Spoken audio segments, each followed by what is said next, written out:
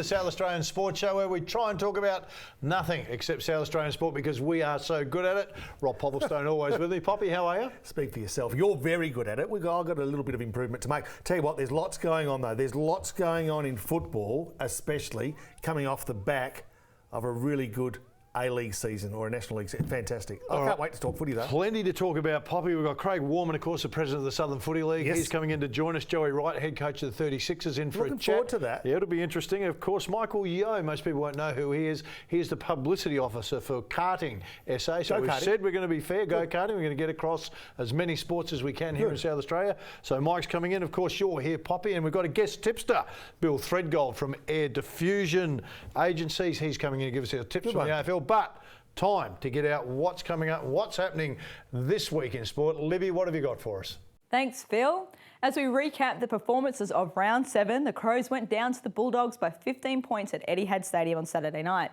In what was a thrilling match between the two, Adelaide bounced back from a 24-point deficit to trail the Dogs by only 3 points into the final 2 minutes of the game. However, the Crows were denied their final push effort.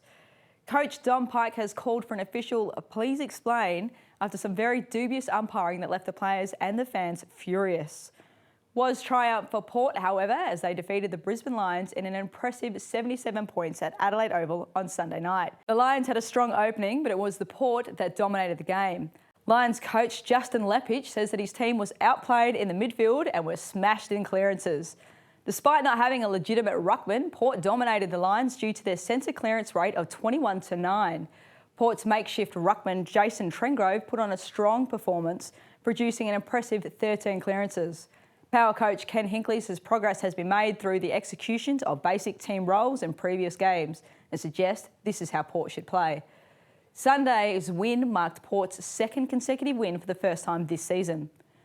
College football returns this Saturday for its 6th edition when current Premier Prince Alfred College take on Sacred Heart. PAC has won the competition 4 times since its inaugural season in 2010, averaging 4 championship titles over just 6 years. Last year, it became the first school in the competition's 6-year history to win back-to-back championships. Now the Prince Alfred boys are looking to one-up themselves from last year with their sights set on retaining the Messenger Shield for the 3rd time in a row. Midfielder Josh Smithson says his team is building on last year's efforts and is in good form leading into the opening game, with the addition of several new players to the team. Meanwhile, Sacred Heart will be looking to return to the championship form and win its first Shield in 3 years. Though they have been an undeniably strong contender over the competition's 6-year duration, they have failed to capitalise on several occasions and have only claimed 1 championship title all the way back in 2013. Smithson will face off against Sacred Heart midfielder Alex Martini, who says the Hearts will find strength in the squad's depth, which he says will help them reclaim the Shield after last year's disappointing campaign. The competition's opening game between the PAC and Sacred Heart is scheduled for a 2:15 p.m. start at the Prince Alfred College on Saturday. Now to the Sandful, and the Eagles continue their stellar form after a strong win over Glenelg on Friday night. Saturday afternoon's game saw the Magpies' victoria over West Adelaide, while South Adelaide defeated Norwood. Finally, on Sunday, North Adelaide were just edged out by 4 points to claim victory at Prospect. Adelaide came from behind in the final minutes of the final term thanks to Nathan Van Berlo, who is likely to be selected back into the senior side. Now looking at Saturday's games, round 8 will see the Eagles face the Magpies at Moretime Oval. West Adelaide will take on North Adelaide at City Mazda. Glenelg clash with the Centrals at Gliderol, and Sturt will face off against South Adelaide at Peter Motley.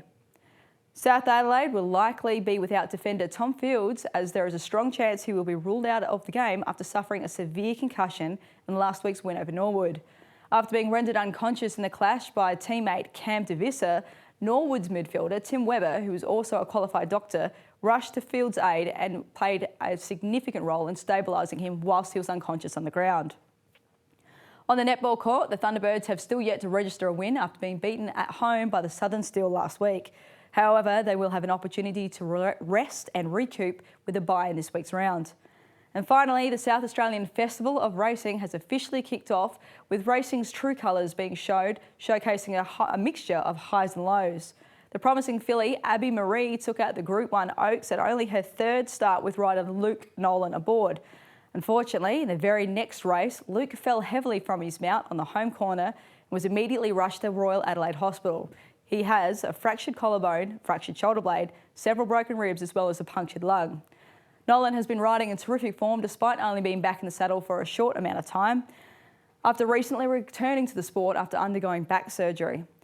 He is hoping that Luke makes a speedy recovery and will be back in no time. Stands to reason that I think, and I may be a little bit biased, that jockeys are the toughest athletes in the world, boys. Please, the toughest athletes in the world, jockeys, please. Well, you have to think about it. They are pretty tough. Oh, actually, what defines toughness? There you go. I mean, you know what? I think you have to be courageous. And when I say courageous, what's courageous? It's being fearful of something and still doing it.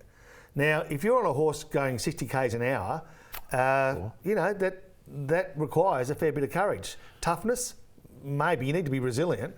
Actually, you know what? It's probably a whole segment talking about toughness of athletes. So 60 miles an hour on a horse, is that what you're saying? Yeah. Okay, what about the blokes in the V8s then, or the blokes in the Formula Ones that are doing excessive speeds? Are they the toughest athletes in the world? But they're in state-of-the-art safety in mind manufactured vehicles. We're talking on the back of a horse, an animal that you've got minimal control over. What about two athletes? An average speed of an AFL footballer, I would imagine, somewhere between 20 and 25 k's an hour. Banging into each other, flat out, 50 k's unprotected. So no helmet, nothing. They're pretty tough too. Yeah. Either tough rugby or league. you might go tough in brackets. Stupid. Yeah, look, I think we'll leave that one alone, Libby. We've got plenty coming up on the show. Stay with us. Lots to talk about.